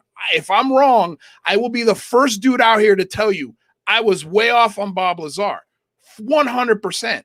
But let me ask you this. Would you trust your child with a pimp? Would you give a pimp? Would you give the analogy we're going with? $1,000? All I'm saying is like, you know, if he's a sophisticated version of Richard Doty, where he's got these sprinkles of truth in his story, where they ring and credit, especially the movement of the crafts, right? It becomes incredibly interesting, because it's like, well, that would be a good reason for the government not to arrest him, because he's working with the government. You know, he's working for them. He's putting out this disinformation. So again, people are talking about secret bases and craft that don't exist, when instead they could be talking about a new stealth fighter that they're building. You know, like, it's a win-win for the government. But I think if he was violating actual security oaths, like if he was going straight from the interview to go tell somebody about, well, guess what I just did? Like, were you kidding me? That's something a child would do. And I don't think he has I don't think he would pass the psychological tests that you would have to take to have access to those kind of programs.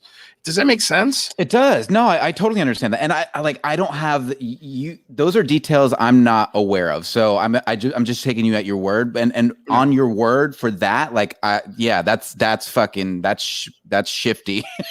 Yeah. I mean, like it's shifty, dude. It's super shifty. But look, I want to believe this guy. I want it to be true 100%. I mean, I started the show because I have a belief in this topic, but I also just look, it's a 32-year-old story. It doesn't do us any good today. There's no proof. There's no proof. And that's out of John Lear's mouth too. Right. It's like, I can't prove it to you. All I can tell you is the stories. But don't you think context is valuable in order for us to start to piece this whole thing together? So even if we don't have the proof of Bob Lazar, I mean, there are things one of the things that I enjoyed so much about the Avi Loeb interview was how childlike this man's mentality was when it came to science and when it came to understanding these. And so, Avi Loeb is a very different human being than Bob Lazar, but Bob Lazar also has a very childlike mentality when it comes to understanding things, and he's very open to and he's very intelligent, but he's also incredibly anxious. The guy's a bit of a fruit basket. So, but to your point, why would the government want him? Well, maybe they wanted him because of that mind. And so it's really bizarre. The whole MIT thing that throws me for a loop. Would the government really have shut that down? But at the end of the day, if they're trying to make him look like a lunatic rather than arresting him and shutting him up, it would make sense. Yeah. Well, I mean, look, and Aaron is hating me right now. Absolutely hating me right now. And I'm sorry. Luis, you have no idea how off base you are. I'm just wow. So dude, disappointed. This community's hardcore, bro. They're hardcore, dude. And people get mad. It's just if for a moment, if you can, for just a second, put into your mind, maybe I'm wrong. Just for a second, because I'm doing it here right now. Maybe I'm wrong on Bob Lazar, and I'm willing to be wrong on Bob Lazar. I'm okay with being wrong on Bob Lazar. Are you? Ooh. Are you? That's the real question. Are you? And are you willing to listen to information that maybe just that doesn't confirm your bias? Look, man, I like to know who people are. And I like to dive into their personalities and what kind of human being they are. What are their values? And when you start looking at, what I never saw in Bob Lazar's documentary with Jeremy Corbell? Never got an interview with one of his 3 ex-wives, one of which is dead. Never got an interview. I would love to know what his ex-wife thinks about Bob Lazar and if he's such an honest guy. Right. Right. We never got the interview with dad. Right. We never got the interview with dad. We never got an interview with a cousin. We never got an interview with high school friends. This was not I would love to see someone like you with a journalistic sort of mind that you have, because the thing I love about your show is your questions are so sharp. They are so sharp. And I love just the focus and the intensity of your questions. And no one has had that opportunity with Bob. I'm sorry. No, point me to the interview, because I want to hear it. And I love Joe Rogan. I really do. I'm a huge Joe Rogan fan, but I don't think Joe Rogan has enough education on this topic to ask the questions that are relevant to what the hell's going on. Right. Well, the problem with Joe Rogan is that he's just meanders, and he invented long form interviews, and we've all taken cues from Joe Rogan when it comes to developing content. But the problem with Joe is that he's not that intelligent, and he just enjoys letting people just talk, and they just have a good time, and they just have a long form conversation, which is cool. There is a place for that, but there's also a place, to your point, for good journalism and asking really sharp questions that get to the truth of the matter. And I think it does matter what people thought about him. But at the same time, just because somebody lies about something here, or is a shitty husband, or is a pimp, doesn't mean necessarily that they're lying about this other thing. Now, I mean, also throw in, their school records. I was a shit in school, bro. I was a shit in school. Dude, you could be a shit in school, but I can still go find your yearbook. That's right. existed. I can still go find your yearbook, buddy. Like there are campus photographers that take pictures of people in science clubs, and none of that shit exists with this guy. Right. Like, and I like, I don't want you people to hate me. That's not the point of this, right? I'm just trying to play devil's advocate here. And again, this story does not affect anything today. Because again, there's no proof. There's no solid evidence. It's just a story. It's a fun story. Damn it, it's fun. And I would love to write a script about this dude. Almost like in the vein of a Breaking Bad, where it's like maybe they play with both sides of this story, where it's like, maybe even the viewer doesn't know what the truth is. Right. But I it's a fascinating story. I love talking about it because he's just one of those linchpins in this story. But I also, and again, just going back to the point of my show, and I'm just a comedian, folks. I just like when I think something's bullshit, I'm gonna call it out. And right. And so that's what's cool about you. What's cool about you is you're not saying you're right. You're saying this is what I'm feeling. This is what I've researched. This is my gut, and here's what I'm going to share with you. And we're gonna have fun with it, and we're gonna talk about it, and we're gonna have these conversations. And if later it's wrong, I'll correct it. Exactly. And no problem with that at all. Yeah. And that's really cool. So what are you thinking? What are you thinking about this new administration? Do you think they're going to release anything, or is just Biden just happy to get to bed early at night? I mean, I don't think, I think if the big phone home is a success, baby. Yeah. Maybe we get some. So tell me about the big phone home. Like what's the goal? So the goal behind it is that it is a telethon, essentially, like an old 80s, like Live Aid almost. But we're not going to be calling for donations. We're going to be calling for people to join us to call Congress.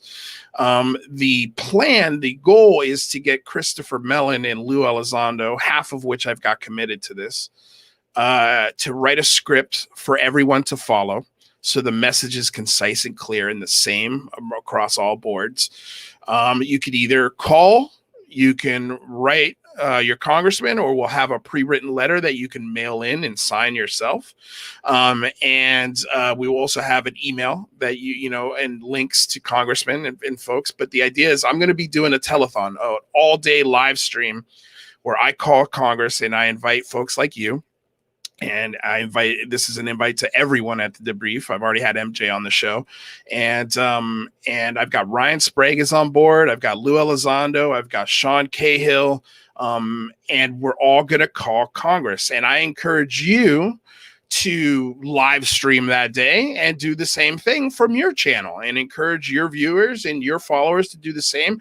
I mean, I'm hoping we're having a meeting here within the next couple of weeks where we're going to have a meeting of the minds. The one thing is logistics. I don't know how logistically I just don't have the logistics to do an event this big by myself. There's just no way. But logistically, I would love for when I take a break on my live stream, I go to your live stream and you take that's cool. yours and you come to mine, and we make phone calls together live. We pick up the phone. It's like, hello, Congressman, I would like to tell you about blah, blah, blah, blah, blah, blah, blah, blah, blah, and show people how easy it is, how fun it could be, and get everyone from all walks of life, whether or not you believe in Bob. You believe Bob Lazar? We want you. You believe in Motenhouse? Man, we want you on board. I don't care what your belief system is. I don't care how much you disagree with me. I don't hate you, and please don't hate me because we disagree. This is an all-inclusive event, an all-inclusive effort. I don't care what your belief system is. I think if there's one thing we can all of us agree on, something's there, and our government knows more than they're letting on. And the only way we're going to get that information is if we come together and organize and call Congress, do a blitz to Congress. April 26th is the date. It's 2 days after the Lonnie Zamora case, which, by the way, I think is true. I don't know who that is. Yeah. That's okay. I was just making sure that I want to let that I do some I do think some stories are true out there, folks. Which one is that? Which story is that? The Lonnie Zamora case. He was a sheriff. Craft landed. He had marks on his body. It was a crazy case. But yeah, check it out. It's a fun case. It's one of those old school ones. But it comes from a highly credible witness, you know, and so that's what made it a great case. Right. And so, yeah, so that's the idea is to, you know, I would, you know, Christopher Mellon to call into the show. Lou Elizondo is going to call into the show. Like, this is the idea. And to get their Twitter followers and their followers to join us on this effort. And, you know, if we can get 1,000 phone calls, that's my goal. I think it's a low bar. I think we could do more. I think we can make some serious headwaves on this. And I think the disappointing thing that maybe comes out of this, because it's not very sexy, is, and I have a feeling if Christopher Mellon does decide to write this script, that one of the first things on the agenda is to give the government an additional 180 days to provide us with this report. Because as of right now, in the opinions of Lou Elizondo and the opinions of Chris Mellon, it is a task force that is designed to fail.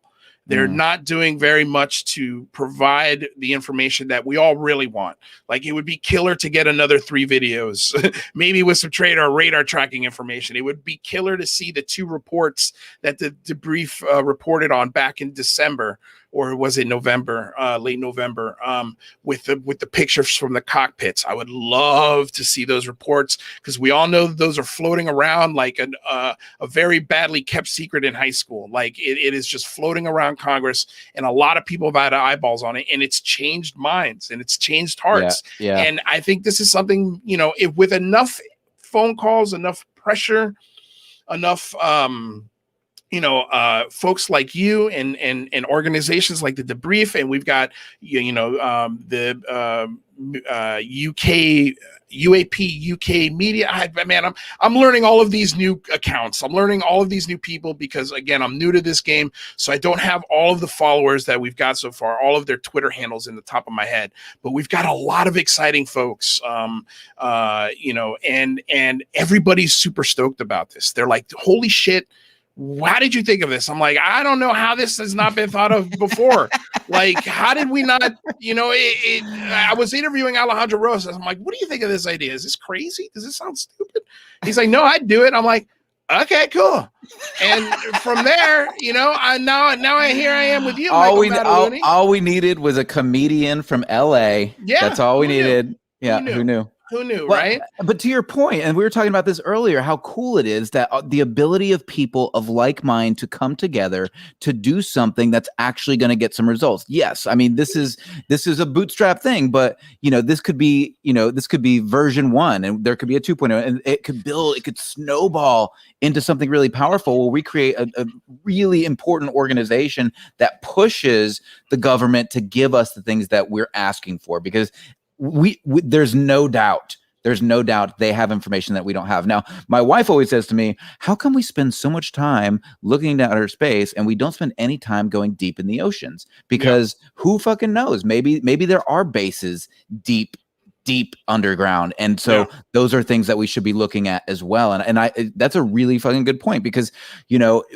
Earth could very well be, and we haven't even gotten into, the potential for UAPs to be time travelers of ourselves from the future, right? That's another entertaining and interesting theory. There's so many wonderful theories out there. And that's the thing, just to touch on your point, nobody knows what the fuck's going on, by the way. Not me, not you, Andres, not Michael here, not John Doe. Thanks everybody, by the way, for being in here, man. I love that you guys are here, having a great time. And I don't think we're anywhere near close to stop. At least I'm not. I don't know, Michael. You tell me, man. You're on the East Coast, dude. All right. Rock, dude. Sorry, I didn't mean to cut you off, but yeah, I mean, like, nobody knows, dude. Nobody knows. And I wanted to share. This is actually debating on whether or not I should share this, but it is a sneak peek. I had a graphic designer working on the artwork for the big phone home. Oh, let's see it. You want to see it? Yeah. All right, check this out. So that's the poster so far. Above this will be all of the names of the people who will be participating. I don't want to give that part of the poster away because a lot of those names have not been finalized. But this is what we came up with so far. Looking good, brother. I think it looks awesome, man. I'm so stoked with this image. So I got the website domain today. So you got the bigphoneHome.com. So we'll have a website, and so expect to start seeing some things here in the next 2 to 3 weeks having to do with this movement. I think it's going to be, I mean, I'm trying to manage expectations, and I'm telling everyone to manage their expectations, but I think this is a very good opportunity for us to have a real dialogue with our representatives to get some good information. And I don't think it's a hard effort to commit to. You know, it's one day. And if we give the government another 180 days, by the way, I know that's not sexy. It's not what everyone wants to hear, but the bottom line is, we only have, and let me go back to my share screen here again. I've got a cool counter. I highly recommend everybody check out the comment section, because the counter is in the comment section, the link to it. Let me open up my internet here. And as of a couple of days ago, we had 130 days left until this report comes out, June 25th. And let me share the screen here. So that's the counter. 128 days left until disclosure. So it's like 52 days has flown by. You know, it is absolutely flown by. And I didn't know how to, by the way, I didn't know how to title this, because I did hear a really interesting conversation. I think it was with MJ about titling things and sort of the age of this headlines, right? Like trying to grab headlines. And so that's why I put possible UFO disclosure. Maybe I should capitalize that. But anyway, my point to this counter is that it's flown by. We've already gone through 52 days of this 180 day countdown. It's almost here. June 25th, I think, is the date. Yeah, Friday, June 25th, 2021. And you know, so what's another 180 days? We've been waiting our whole life for this report. Like, we've been waiting our whole life to really see something on this level. What's another 180 day, folks? And by the way, that puts it in February, which means we can organize another Big Phone Home, you know, part 2, and it'll be bigger and better, and hopefully more people. But I'm aiming for the stars. So, Michael Mataluni, you in? Yeah, dude, I'm in. Awesome. I have a question for you. Like, I'm really interested to know what you think will, like, if let's say we get our wish, right, and we get disclosure, and they're like, these things are legit, they're real, we know that they're, you know, we get some information we can actually sink our teeth into. Well, can I tell you something? What changes? Okay, great question. I don't think a damn thing changes. I think it's just like, I mean, I think it's just like finding out about the Panama Papers. What changed? Right. You know, or what changed when we found out about Vietnam? Well, actually, I think the Panama Papers actually were the linchpin that actually led to the end of the Vietnam War. Like, that was the thing that ultimately led to the end of the Vietnam War. So if disclosure is my gut reaction was like, what would change? Actually, nothing really would change. But then I'm like, well, wait, maybe things would change. Maybe the knowledge that those things are out there, that they're real, and that they're coming to visit us, would maybe there's a consciousness effect, like a global shift towards a unified Earth. You know, well, I mean, I would say it depends. And Lou always asks us, what's your definition of disclosure? Right. You know, because in my opinion, I think, you know, and he says this all the time, disclosure will not be an event. It's a process. Right. And I think we're more than ankles deep already in that process. And I encourage people to do this. Go back. If you've only watched Unidentified seasons 1 and 2 one time, you really need to do yourself a favor. Go back and rewatch it, because some of the stories that they talk about in that show are disclosure for me. For example, the Italian helicopter that got attacked by a UFO, and there's physical evidence and pictures showing the damage. The radar systems on the Nimitz, like, I would assume the capabilities of that system would be classified. They shared the capabilities of that radar system, no problem on that show. You had cryptologists and people who speak 12 languages come on that show and say, yeah, I'm pretty damn qualified and I know what I've saw. And, I don't give a shit what you believe. And when he's talking about a triangle that is during the Gulf War, okay, that flew from the back of the boat to the bow over what you could consider maybe the most watched part of the Mediterranean Sea at that point in history. Right. And when he goes down to the radar room, not one person caught it on radar. Nobody was talking about this in the room. And he, this is somebody who is incredibly qualified. There are so many stories. Like, there was 2 guys who drove up to a nuclear facility with a huge orb hanging over it, and then they wake up behind a dam 2 miles away with no tire tracks where their truck is.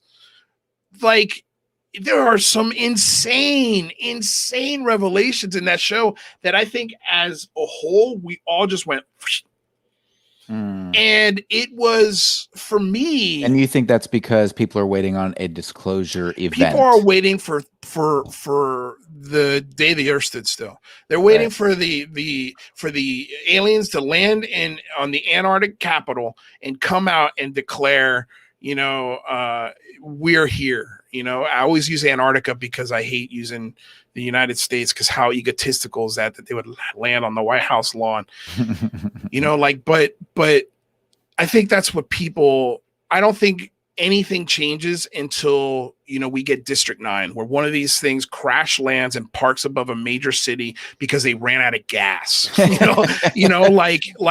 I don't think anything changes, man. Nothing changes on it. Unless we have an event on that size. So, I mean, what is your definition of disclosure? Like, it's different for everybody. But what do I think we would get? I could tell you if the movement, if the Big Phone Home is successful, I think we're going to get a lot more than what we would get June 25th. I don't know what that is. I don't want to put, I think we're going to get more videos, or I think we're going to get this, because I have no clue. Right. But it seems like, and when I asked Lou about all of the cases that he went over, and man, I meant to ask him how many cases would he come across in a year that would make it to his desk where he would have to investigate it. Was it 1 case a year? Was it 5? Was it 10? Was it 40?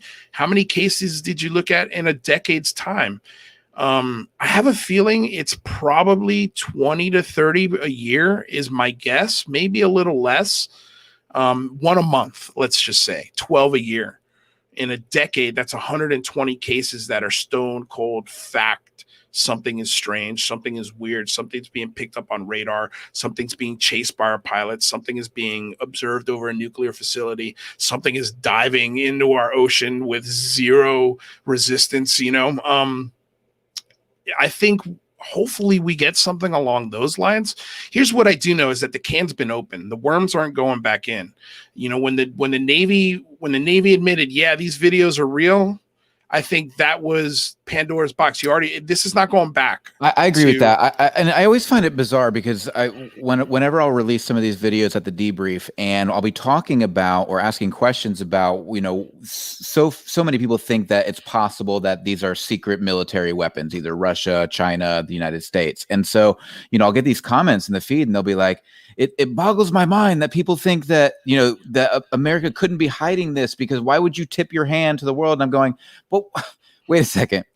Show me one non-propulsion based schematic that the U.S. is developing for an engine system. Show me something that's non-propulsion based. Show me something that is a prototype that's non-propulsion based. Like this idea that we've had non-propulsion based super technology from since the 1940s to me is absurd. But they're looking at me going, "You're absurd. Why would you tip your hand?" I'm going, "Give me a reason to believe you. Give me a reason why on earth you think it's fathomable that the U.S. has had non-combustion engine propulsion since the 1940s. I just can't understand that argument. I don't think it's insanely crazy, and my reasons why are because I think the government is a lot better at hiding things than they put on, and it goes back to what Michio Kaku said.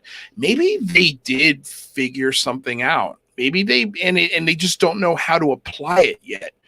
Maybe they came across something in an archaeological dig. Maybe they back engineered something, or maybe they just figured it out. Right, but figuring it out is so different than back engineering, because back engineering requires a Bob Lazar style story. Right. You need, if or an Ancient Aliens type story. Right. So we would have to have developed it on our own. And so the idea that we developed non-propulsion based non-combustion engine propulsion based systems in the 1940s, that are capable of transmedium travel as well. Give me a break. Yeah, no, it's I know, but isn't that the most rational explanation? Well, it seems even as crazy as it is. It seems rational, but this is like what Avi was talking about with Oumuamua. He was saying that, it's the only things that the people who were rebutting him could say were that these are this object or this object, and those objects are theoretical. They're objects we've never seen before. So this idea that you're saying it's something that the U.S. or Russia or China created, but you can't prove it or you never see it, is just as likely as it being alien technology. Not less likely, not more likely, just as likely. Until you have proof one way or another, it's just as likely that this is alien tech as it is, man-made, because it's so far out there. It's so far beyond our known technological capabilities. Show me something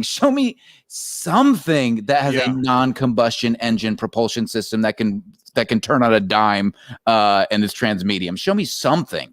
Anything. Yeah, no. Well, I was gonna say, and let me see if I can quickly find this article that was on the Debrief, because this is an article that sort of convinced me that theory is almost dead in the water. And it is, I don't think I'm gonna find it, but I'm looking. Yeah, I don't. There's so many. You guys put out so many damn articles every day. It's crazy. It's crazy. It's so good, but they're so damn hard to keep up with. Okay, here it is. Air Force on the second B-21 Raider.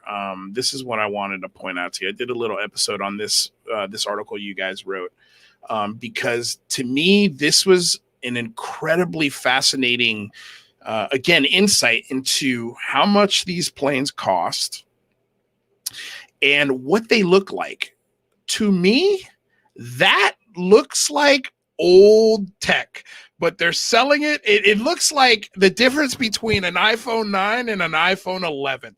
Like, it's not much. And these things cost $500 million a piece. Right. And they've ordered over 100 of them. Right. So I love when people say, well, how are you going to pay for it? How are you going to pay for these social programs? Well, here it is right here. Okay. It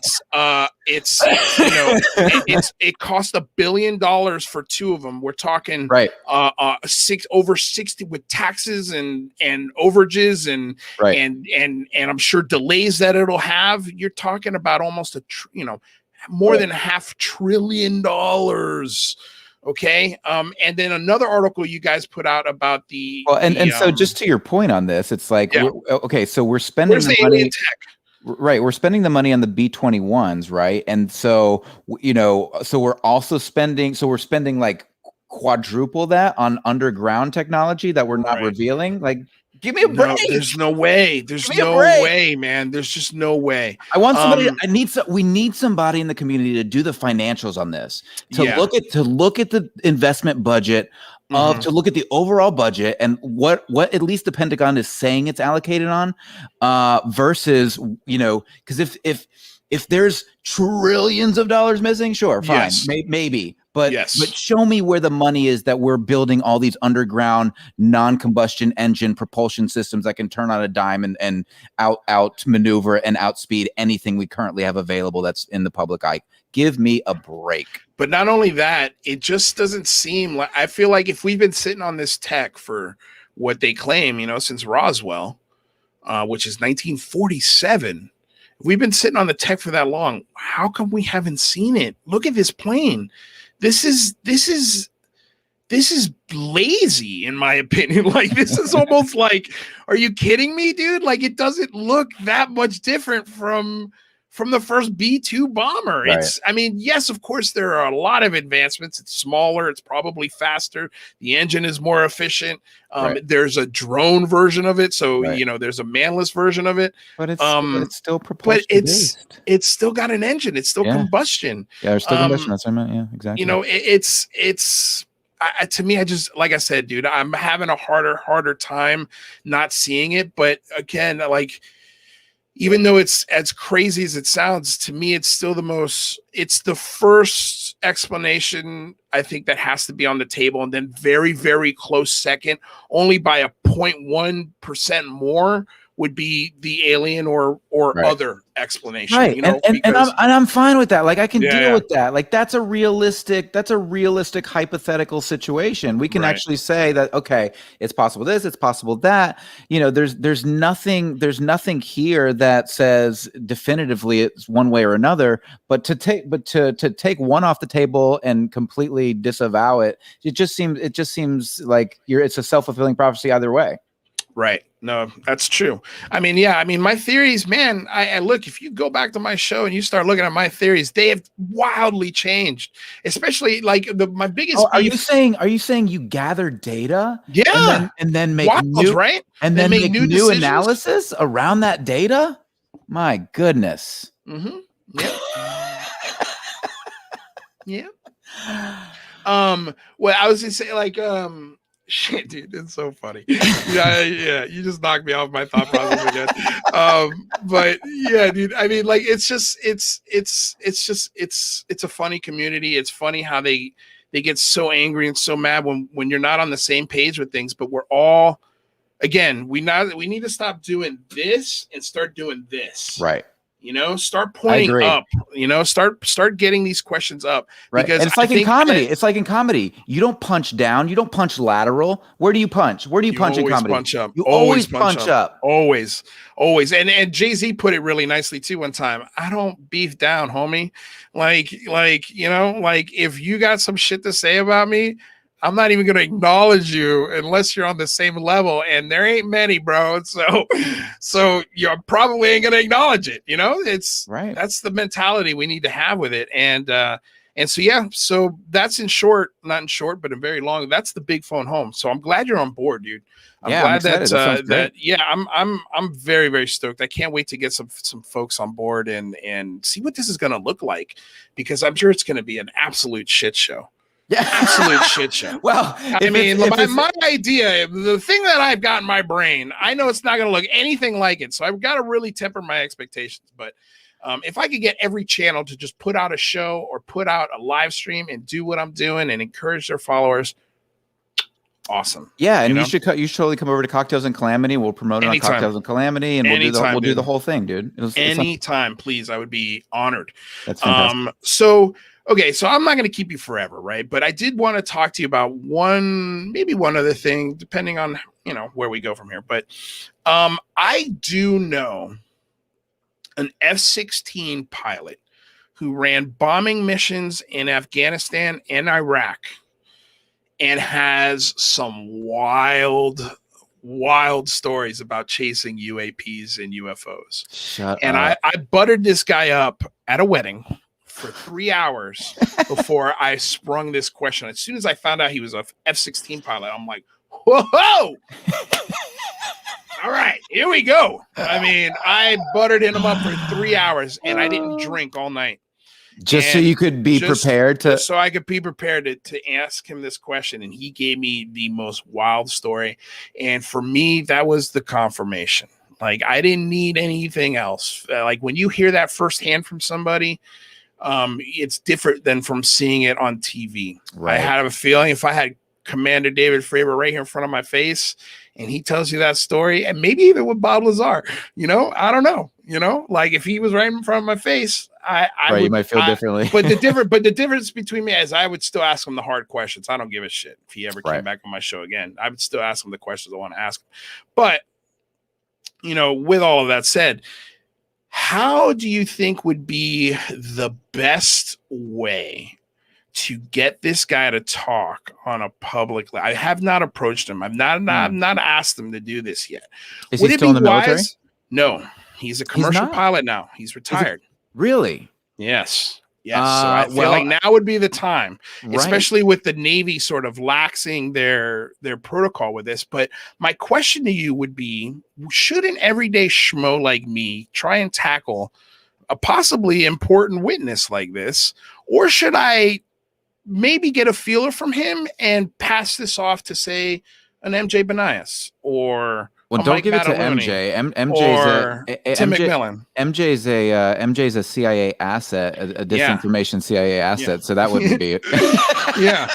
Don't say that, man. You know how much shit I did it. Hey, look, all 10 of my viewers right now are that's it. His career's over. Okay, first of all, so I interviewed MJ for the Debrief podcast the other day, and I asked him this question because we were totally fucking with Chris Plain and I. Chris used to be a stand-up comedian as well. He writes for the Debrief, and so I asked him. Your show? Chris was on my Cocktails and Calamity show a couple weeks ago. Yeah, is he a childhood friend of yours? No. We met with the Debrief. Yeah. So anyway, so I asked him on the show, and it was fucking hilarious, and he went with it. But it's like, that's the thing. It's like, if you can't have fun with this stuff, if you're gonna, just like blow people out of the water, it's like, that's your point again about, killing each other laterally. MJ gets all kinds of shit for that, like, because he's not interested in UFOs. He's interested in the psychology of the community. He's interested in, but he's also interested in big tech. He's also interested in all these different things that are really cool. And he's interested in futurism, but he's not interested in UAPs and UFOs. And that's fine. Yeah. Everyone out there, that's okay. It's okay. We don't need everybody to be interested. But what we do need is critical thinkers. And MJ is a critical thinker. And that's what I really respect about MJ. And so, to answer your question, do it, bro. Like I mean, dude, I've spent my whole life punching my way into every community or everything I've ever wanted to do. I've made it up as I went along. I just punch my way in, and I don't, I just find that you're better off just ripping the Band-Aid off, jumping out of the plane, doing whatever. And, like right now, like when I launched my first podcast, Kick-Ass Dad, it like blew up. I launched this second podcast, Cocktails and Calamity. It's like tiny, it's a little baby. It hasn't blown up at all. And I'm like, you know what? I'm not going to sit here and cry and bitch and whine that it's not growing as fast as I'd like it. I'm just going to make it a show I'd like to watch. That's it. Yeah. So if you want to watch Cocktails and Calamity, check us out at youtube.com/Cocktails and Calamity. Well, the link is in the description. So you don't even have to type it in. Just click it. Just click the link. Subscribe. Click and subscribe. And same thing here. If you're watching, you're new. Do me the favor. Smack the subscribe button. I mean, it helps. Yeah, and so I would say go for it, man. And like if you want backup, if you want me to, you want to, bring in a threesome and fucking we'll hit him to get. You know what I would love is I would love to get dates from him. Because I would love to give those dates to someone who maybe can see if we can get the footage from his gunner camera or, or the cockpit recording, sick. Like that's where I just don't have that expertise. I can sit here and talk to him about it and ask but if you get info from him, like what's so cool about the Debrief is we've got some serious investigative journalists there. Yeah. So, and if you haven't subscribed to the Debrief, make sure you click the button and go find us on the Debrief as well. But Tim McMillan, who is one of the co-founders of the Debrief, he's a phenomenal investigative journalist. So is MJ by his own right, but Tim's really into this sort of thing. So if you have things that you'd like, that you want to pick Tim's brain a little bit with, just let me know, and I'll see what I can do and see if like he can direct me and help you in any way. Because for me, like this community is super fun. Like when I was a kid, like the things that I cared about were space and pyramids and aliens and like this is the stuff that just makes me like, I love it. It's so much fun to talk about. It's so much fun to dream about. It's so much fun to investigate. Like this is fun for me. So I'm happy to be a part of the community and do whatever I can to help in any way I can. So well, it's something I'm probably going to look at tackling once this big phone home is over, because it's something that's been weighing on me where I'm like, man, really want to have this guy come out, and I don't want him to tell his story and then him get in trouble. Right. Well, and you'd obviously, I mean, you just got to get him drunk again and be like, hey, what would you be interested to come on my show? I'd really love you to share this with me. And then, is this something that would get you in trouble? I mean, just ask what's the harm? What's the harm in asking? Well, I mean, dude, he was so open with me about it. It seemed like it was like one of these things where it was almost like a David Fravor, or even after this whole event, if anybody had come up and asked them about that event, he would have been like, yeah, that happened, because nobody came to him and was like, don't talk about this. Right. Exactly. Like this is classified. You're not allowed to talk about this. So the way he sort of just openly was like, yeah, I'll tell you about it. I was just like, whoa, I was shocked by how quickly he answered that question. And now just looking back on it, it makes sense that, I don't think the government has this organizations where like when these things happen, they come up and they show up in black suits and they're like, okay, mind eraser. You didn't see anything, and they walk away and everybody's like, what the hell just happened? I think it's like a can of worms. Once it happens, it's going to be really hard to control where all those worms go. And that's why I really don't think, when it comes to whistleblowers, you brought up whistleblowers, and those whistleblowers were absolutely real threats to national security. I mean, so according to the government, they were absolutely real threats to national security, but they don't, like, I really believe in my heart and soul that the government doesn't give a fuck about people who come out of these, the Bob Lazars and the and the respectable David Fravors of the world. I don't think they care about that sort of thing, because I just don't think they think it mattered. I don't think they think they're losing classified information. I just well, don't. let me ask you this then. If, let's say, okay, do you think there is either a private entity that has some sort of government contract, or a part of our Air Force or Navy or something like that? Do you think we have tech that is, I don't want to put alien label on it, but let's just say it doesn't belong to humans. It's not human made. Do you think we have tech? Do you think we have people working on tech like that right now?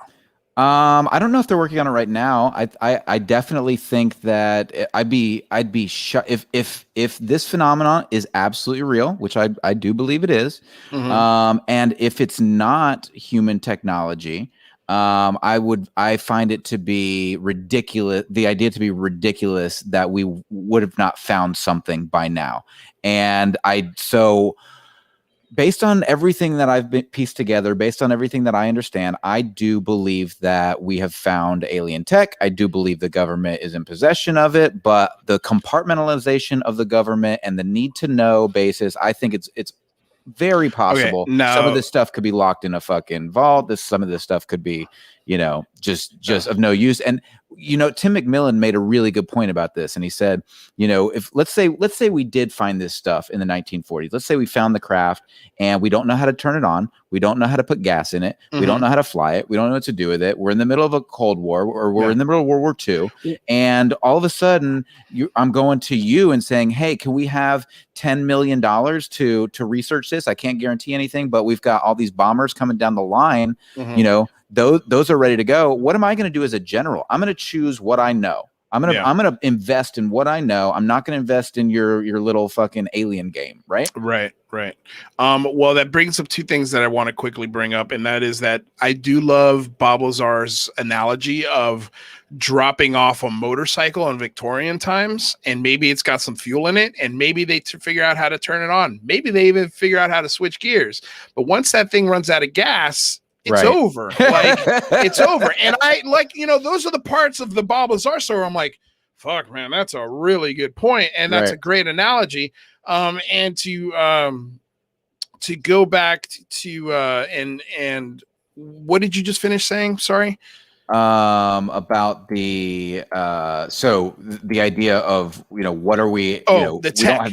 The tech and the budgeting. Okay, like what am I going to spend my money on? So then the question was, do you believe we've worked on this material? So the short answer is yes. I do. Right? I do. So if let's just say for one moment, one of the people who was the head of that program and is working on that material came out tomorrow with credentials and paperwork to back up his story, what happens to him?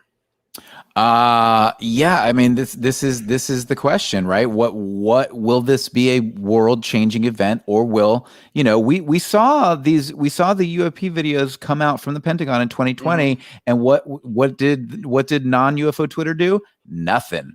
What did anyone notice? Not really. Not really. So would this be a story that captures the hearts and minds of people? Maybe. I don't see you capturing. My question is, what would happen to that person if they were to leak that this program actually exists and were able to prove the existence of this program? Because they've got, the work ID, they've got the pay stubs, they've got all of these things, they've got the degrees, they've got the interview dates, they've got the emails, they've got all of these things that prove, okay, yes, this person worked in this lab for this company on this project, back engineering or working on alien tech. Right. That story comes out and he drops that story without going through the proper protocols. Yes, he goes to jail. He's going to jail. So then why isn't Bob Lazar in jail? Because Bob Lazar didn't have any he didn't bring anything with him but apparently he stole 115. He said that. He said he buried it in the desert. like I mean, this is what he said, and that's my point. Is like if but the government, let's say, wait, hold on. Let's say if he did steal it, okay. Let's say this element 115 is a solid thing that they found on this ship. You don't think the government is going to weigh that element? You don't think the government is going to have an exact inventory of where that element is? And even if you took a gram off of it, they would know? Well, no, not necessarily. I mean, the work that he and his partner were supposedly doing, they gave them very much carte blanche to work on this stuff. Like but that wasn't like, hey, take a piece of element 115, put it in your pocket, take it home. But you could work at Fort Knox, but you don't get to take any of that money home. Like there are security checks, is my point, especially at the most top secret military base on the planet. Like this is a base that's off of the most top secret military. Like this is not even the people who work there supposedly knew about this base, like, so it's just, that's my point, is like, if somebody came out with some actual proof, and this is why I don't believe Bob Lazar, because there's no proof. If somebody came out today, they'd be arrested on the spot. And that arrest may or may not confirm the existence of the legitimacy of this program, but I don't think the government's going to give a shit, because the government doesn't like to look stupid. It doesn't like to look like it's behind the eight ball. And there's no proof, and the guy was a pimp, so he kind of digs his own hole. But my question is, why would you hire someone like that in the first place? Like, it puts a bad light on the kind of people we hire at the highest levels of secrecy. Right. But I think we have to consider that this was 30 years ago. Yeah. 30, 40 years ago, something like that. We need to consider the possibility that, they just didn't know what this stuff was. And so they absolutely had tremendous security and accountability. But at the same time, if like the whole element 115 thing, right? Like, so if the real focus on element 115 was coming from the scientists and not from the colonel, where they're going, hey, you guys figure this out. We don't know what the fuck this is. You guys figure it out. It's possible that, the folks in the military who are just those people who are defending the base and trying to keep the secrets didn't have they weren't actually doing the accounting. You know what I'm saying? Like, it's very possible those people weren't the ones doing the counting, and they left that to the scientists. I don't know. I mean, I don't know. And I think it's a different, today is different than 30 years ago as well. And, if somebody came out with the real documentation that said, I worked here, I did this, and they brought the actual materials instead of burying it in the desert, I think all those things have to be, those are all variables that are different than Bob Lazar's case, in my opinion. Yeah. Well, I'll maybe this will be the last thing. I don't know. We'll see that I say about Bob Lazar, but the ending of that documentary, what was the sort of mystery of that ending? To me, it was sort of saying, yeah, he took it. Yeah, he's got a piece. We're going to talk about it, but we're not really going to really confirm it. But we're going to hint. This is a huge hint at, like, yeah, he's got a piece of it.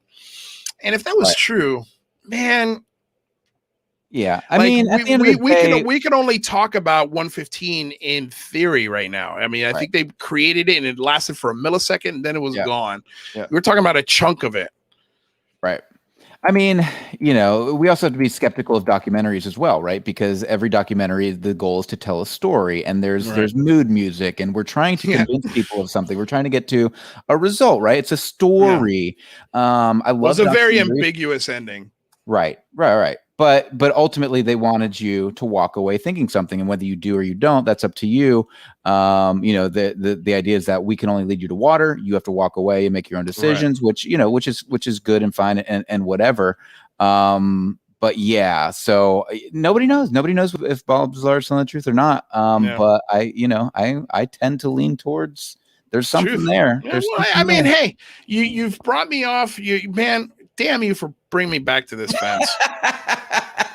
Like, God damn it, man. Like, I want to be done with this guy. I want to be done with this guy. Aaron here. Aaron, he's like, geez, this is very simple. No, dude, it's not. It is not that simple, man. It's not that simple.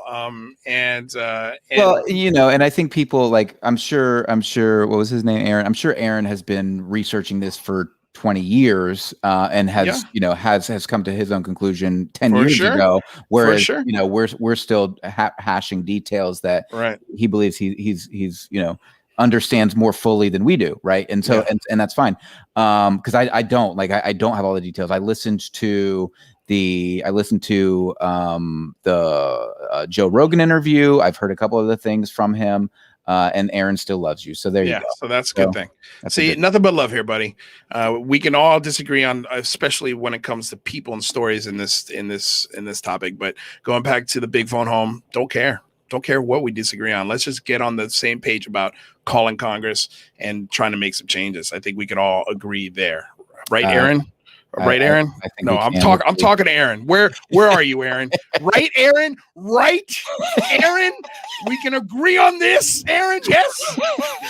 I'm just busting chops. I'm glad you're here. I'm glad you're challenging me because I like to be challenged, and 100%. Love it. Love it. Okay, so how much time do you have, man? I got a couple minutes if you want to like, maybe 10 minutes or so, wrap up. Okay. Well, I wanted to try something crazy here. Yeah, man. Because I do try this every once in a while. I'm going to put the StreamYard link in the chat. And if anybody wants to call and ask us a question or yell at us, or give their opinion, by all means, call in. I think I'm the only maniac that even attempts to do this on the internet. Oh, are you using the Rode Podcaster, or how you doing your? No, thing? I just put the link of the StreamYard in the chat and have people join it. Cool. And they can hop in. And of course, before you just show up on screen, I have to approve, I have to add you to the show. So, don't be naked. Try and be on a Wi-Fi signal if you can, because if you're not, it comes in really choppy and I'm just going to have to cut you if you do. And those are really the only rules. And turn down whatever device you're listening on, so that way it doesn't echo. So if you do decide to call, those are the 3 rules. We'll leave it open for, I don't know. Let's see, 5 minutes. So nobody calls in 5 minutes, and then I'll let you go and we'll move on out of here.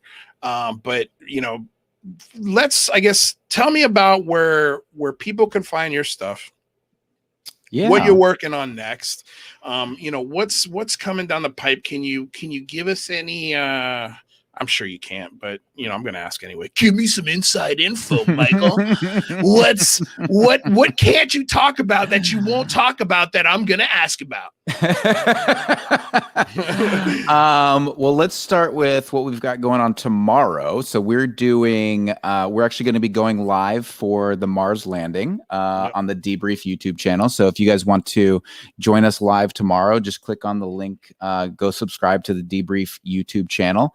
We're going to be going live at 2:15 Eastern. And it'll be super fun. We're gonna have Tim McMillan on. We're gonna have MJ Benias on. We're gonna have Chrissy Newton on. We're gonna have Chris Plain on. We're gonna have Mike DeMonte on. We're gonna have Micah Hanks on. So it's gonna be super fun. You can find me. Oh, and then make sure you check out my YouTube channel, Cocktails and Calamity. We do all kinds of fun stuff. It's about the politics, technology, and social transformations shaping humanity's global future. Ooh, that's a hell of a tagline right there. Thank you. I like it. I might get you to help me with some of this wording on the big phone home because I'm serious, man. Anything you need, anything I will, you man. Need, I will. That's my day job. I'm a digital marketer. I run Facebook ads. I write copy and shit. So damn, dude, I know nothing about all of that you just mentioned, except for maybe writing copy. That'd be probably the closest I get to it.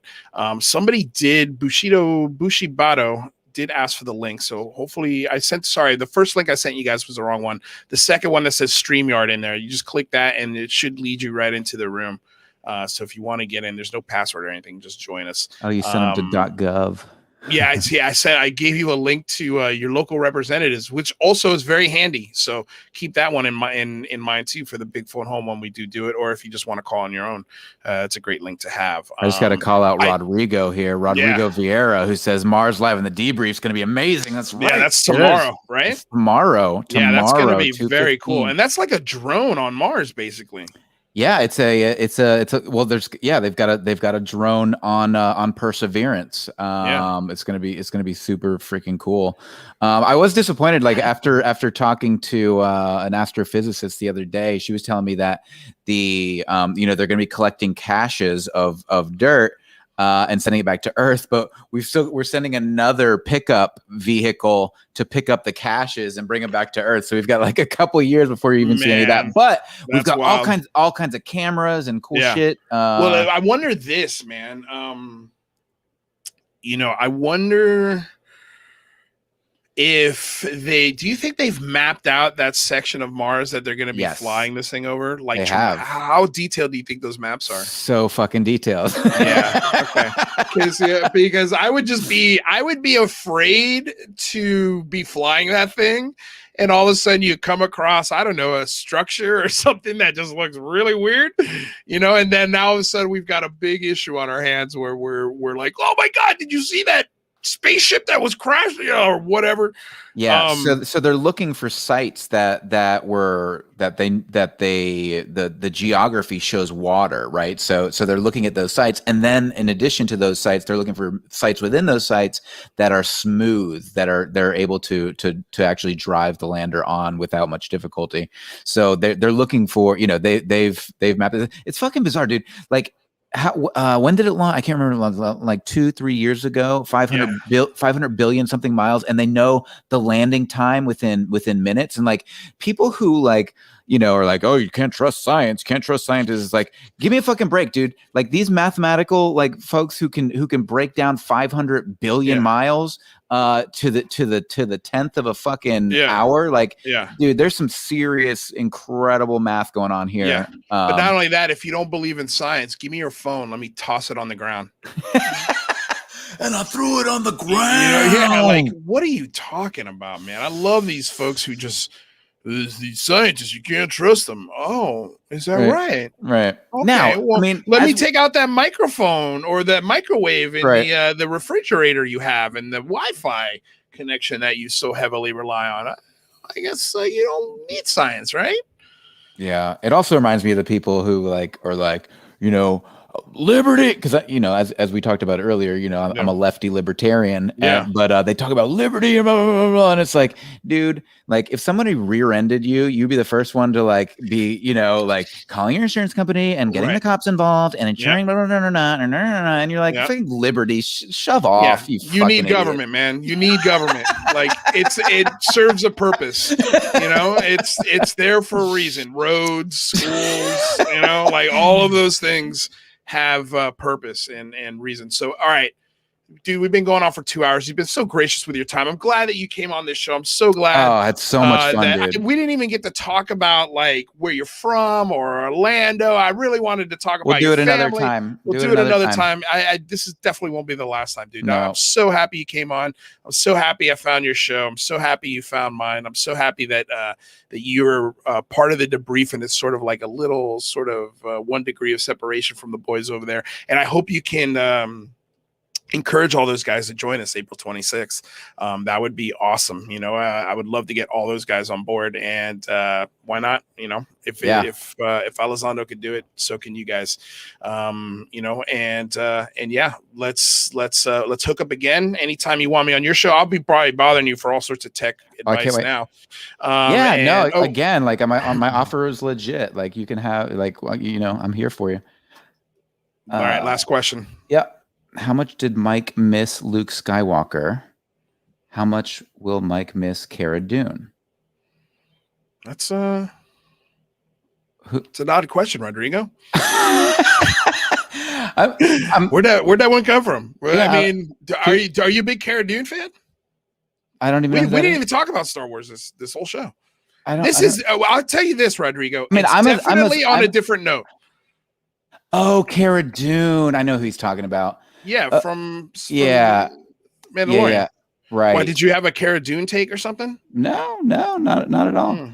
I am. So I would say that just regarding, if we're going to talk about, the Mandalorian.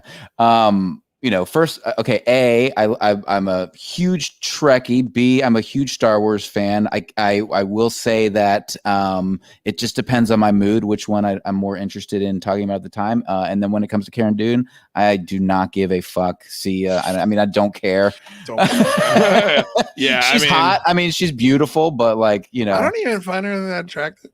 And you know what? It just fine. Like, I don't know why that made me think of it, but I love. And I love all the shows that he's been on. This is not a knock on any of the shows that he's been on, but the whole William Shatner tour. And I'm just like, does nothing for me. Does nothing for me. I mean, like, I get it's important, but like, he's not Gene Rottenberg. Right. He didn't write the show. I mean, no. And I've kind of heard he wasn't a very nice person. He's a pretty mediocre actor. Yeah, he was really good in Boston Legal. Actually, he was really good in that. Amazing. When he plays a snarky jerk, he's amazing. It's great acting. But all right, my man, I will let you go now. Thank you for coming aboard, getting weird with me here on another episode of the Unidentified Celebrity Review. Before we go, I want to say thank you to the sponsor, BlueMarlinChronicles.com, purveyors of the world's finest fishing tackle since 1995. I want to say thank you to DOS Tapes. They provide all of the music that you hear on the show. Their SoundCloud link is in the description below. And of course, I want to thank all of you beautiful, wonderful people that joined us for this whole show, that argued with us, that called me crazy. I hope you stick around. I hope you open your minds a little bit. I hope you prove me wrong. To be 100% honest with you, I hope all of you prove me wrong. I want to be wrong more than anything, especially on Bob Lazar. All right, so y'all out there, hit me up, hit at Calamity Mike with all your Bob Lazar info, so I can spam Luis all day, all day, dude. I would love. I want to hear all of it. So with all of that, thank all of you guys. Thank you. Until next time, stay safe out there, and a peace.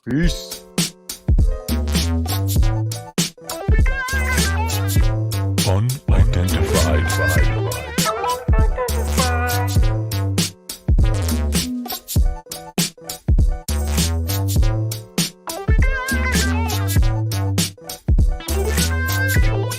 Unidentified.